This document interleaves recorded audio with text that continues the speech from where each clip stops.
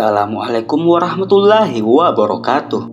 Wudhu merupakan salah satu di antara cara untuk menghilangkan hadas. Wudhu biasanya dilakukan sebelum ibadah yang mengharuskan adanya kebersihan dan kesucian dari hadas kecil bagi yang akan melakukan ibadah tersebut, seperti contoh sholat.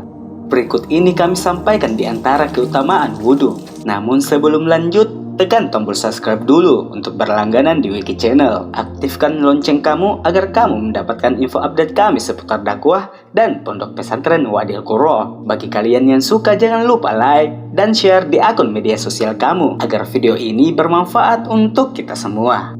Wudhu merupakan kesucian. Allah Subhanahu wa Ta'ala berfirman, "Hai orang-orang beriman, apabila kamu hendak mengerjakan sholat, maka basuhlah mukamu dan tanganmu sampai siku-siku, lalu sapulah kepalamu dan basuh kakimu sampai dengan kedua mata kaki. Dan jika kamu junub, maka mandilah. Sedangkan jika kamu sakit atau dalam perjalanan atau kembali ke tempat buang air atau menyentuh perempuan, lalu kamu tidak memperoleh air, maka bertayamumlah dengan tanah yang bersih. Sapulah mukamu dan tanganmu dengan tanah itu. Allah tidak hendak menyulitkan kamu, tetapi Dia hendak membersihkan kamu dan menyempurnakan nikmatnya bagimu, supaya kamu bersyukur." Quran Surah Al-Maidah ayat 6. Oleh sebab itu, setelah berwudu, Nabi SAW mengucapkan, "Allahumma ja'alni minat tawwabina wa ja'alni minal mutatahhirina." Ya Allah, jadikanlah aku termasuk orang yang bertaubat, dan jadikanlah pula aku termasuk orang yang bersuci. Wudhu adalah kesucian badan yang dapat mengantarkan kepada kesucian hati. Anda juga akan menemukan bahwa manusia yang berwudhu dan mengerjakan sholat selalu dalam keadaan bersih, dan wajahnya menunjukkan kebaikan serta harum baunya. Dengan wudhu, dosa-dosa akan berguguran dari badan.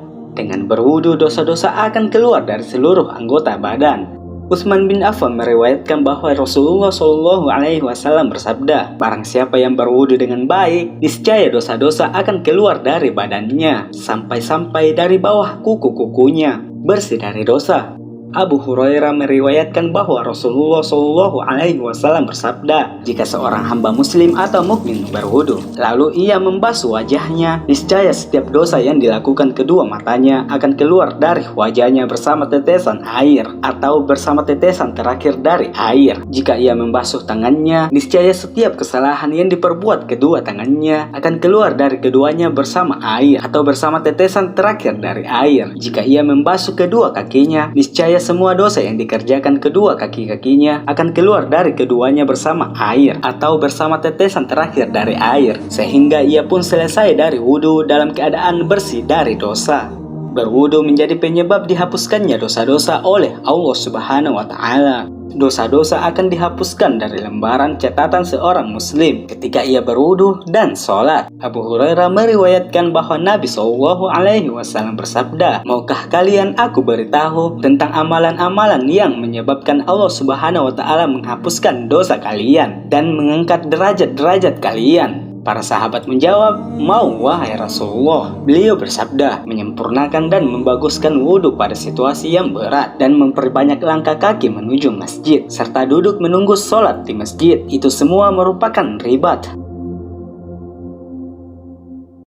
Jika dengan wudhu dapat menghapus berbagai dosa, Allah Subhanahu wa Ta'ala juga akan mengampuni segala dosanya yang telah lalu. Abu Hurairah meriwayatkan, "Saya melihat Rasulullah SAW berwudhu seperti wudhu saya ini. Lalu beliau bersabda, barang siapa yang berwudhu seperti ini, pastilah dosa-dosanya yang telah lalu diampuni. Adapun sholat dan langkah kakinya ke masjid dianggap sebagai amalan sunnah." Wudhu adalah sebagian dari iman. Salah satu keutamaan wudhu adalah bahwa ia merupakan sebagian dari iman. Abu Malik Al-Asy'ari meriwayatkan bahwa Rasulullah SAW bersabda, "Bersuci merupakan sebagian dari iman." Ia dikatakan sebagai setengah dari iman karena bersuci dilakukan untuk mendirikan sholat, sedangkan sholat adalah tiang agama. Bekas wudhu adalah tanda pengenal umat Muhammad. Wudhu menjadi secerca cahaya yang menjadi tanda agar kita dikenali Rasulullah SAW sebagai umatnya ketika melewati telaganya pada hari kiamat kelak.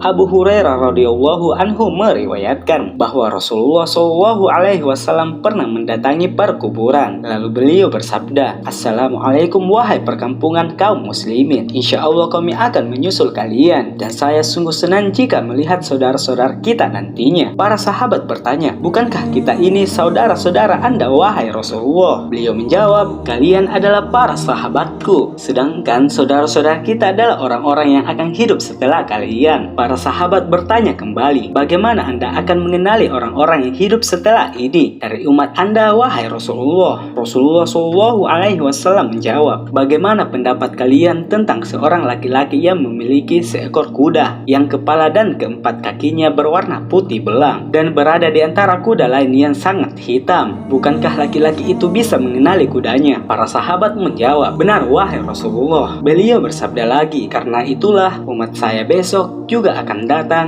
dalam keadaan kening-kening mereka memancarkan cahaya putih karena bekas wudhu. Saya sendiri akan mendahului mereka menuju telaga Haud."